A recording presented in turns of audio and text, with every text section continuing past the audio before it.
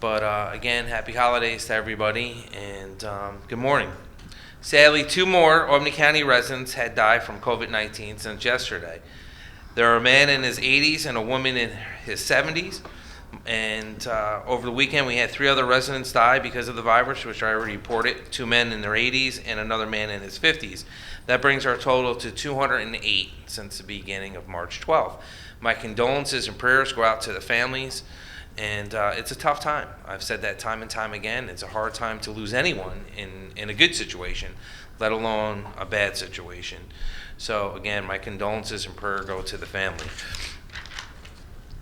As of today, we now have 10,764 cases of COVID-19 in Albany County to date.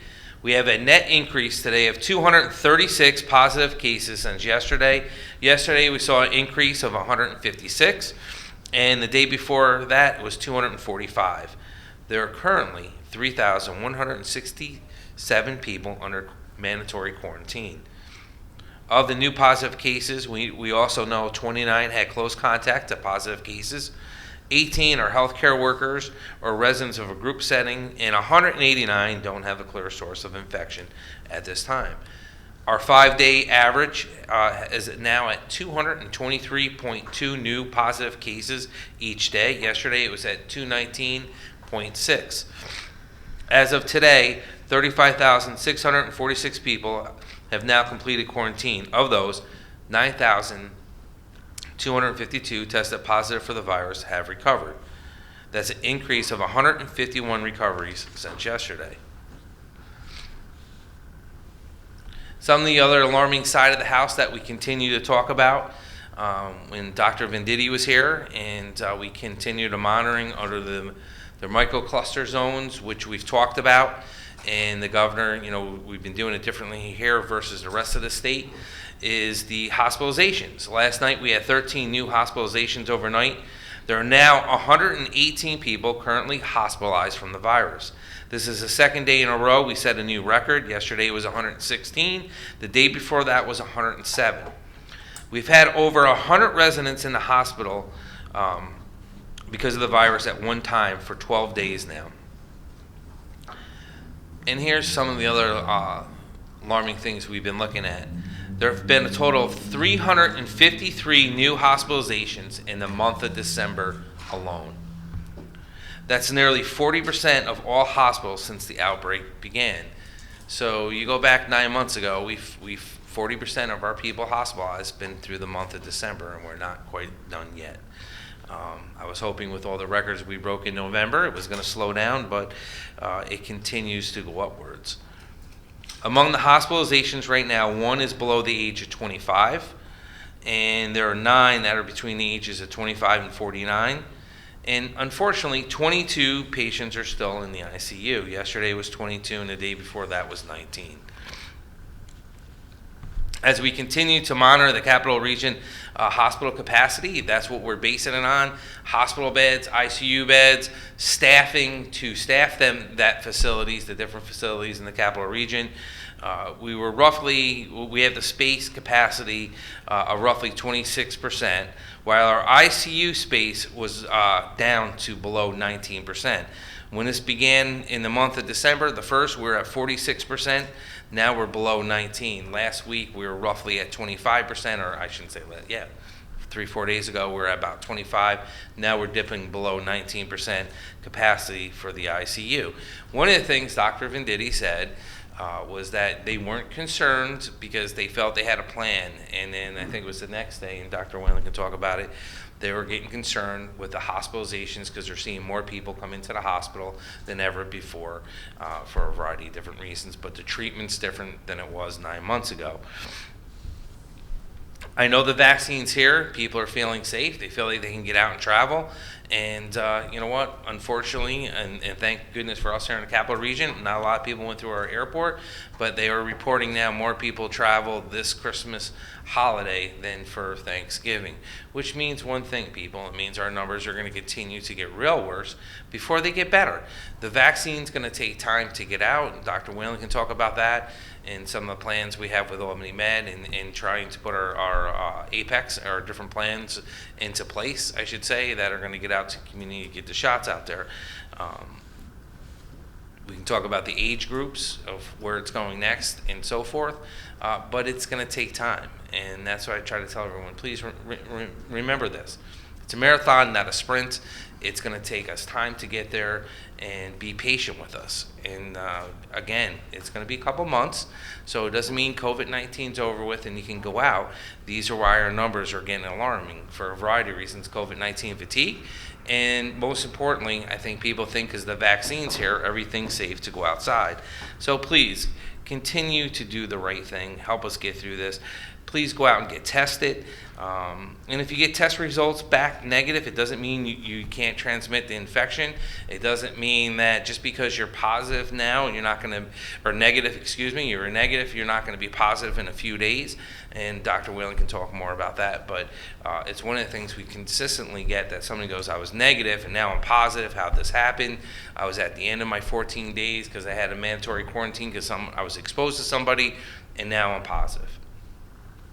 So please, to help us with the infection rate, we need you to get tested sooner than later, but continue to get tested even if you get a negative or a positive, to go back in a few days and get retested. So you got to remember, the virus is here. It's not going anywhere. We need to continue to be vigilant. We need to continue to work together in a partnership, and we need to be there for each other. I'm not trying to sound the alarm bells, but our hospital capacity is getting to the point where we'll be waiting for more guidance from the governor or what they're going to do going forward, but we'll continue to monitor with Dr. McKenna and Dr. Venditti about Albany Med in St. Peter's, with Dr. Reedy at St. Peter's, and all the CEOs of these hospitals to see how our bed capacity and workforce is going to be moving forward. But Dr. Whalen. Good morning. I hope everyone was able to enjoy a quiet Christmas, those of you that celebrated with your families. So as the county executive indicates, we continue to see high numbers, and given the trends of increases, it is unlikely that December is the worst month that we will have. It is likely that January will be worse. Given the amount of travel that people have had, given the fact that not everybody adhered to suggested guidance to stay with their immediate families, we do anticipate an additional surge after these holidays, and this additional surge may prove our most difficult one yet. I do want to continue to reinforce to people that COVID is not done with us yet, and we are not yet at the time where we are able to vaccinate the entire population. We do have good news, and that is that the vaccine is starting to come. We are working in a very productive, collaborative, positive relationship with Albany Medical Center and the other local health departments and hospitals that are part of our regional hub. And I'm very optimistic about how this will enable us to roll out the vaccine as we move through the prioritization groups. Albany Med has been successful in vaccinating many of our EMS workers and our frontline healthcare workers, and this has been a great operation. They've done a fantastic job so far, and we look forward to continued work with them. It is likely, we are told, that in the coming weeks we will be receiving a supply of vaccine ourselves. We will use this supply to work with our partners at the regional hub to ensure that we are meeting the state guidelines to vaccinate priority populations. It's the mission of all of us to work together utilizing the guidance that's been provided to us.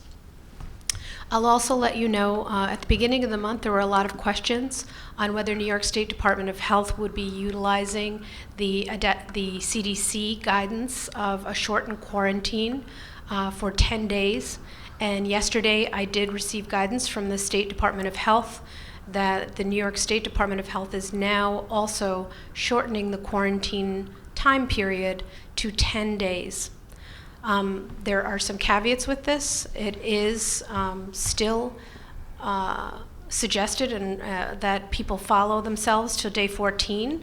to make sure that they don't have additional symptoms. If they develop symptoms, they should isolate and be tested immediately. For those that are working in long-term care facilities, they are released from isolation for 10 days but continue to be furloughed from work for 14 days.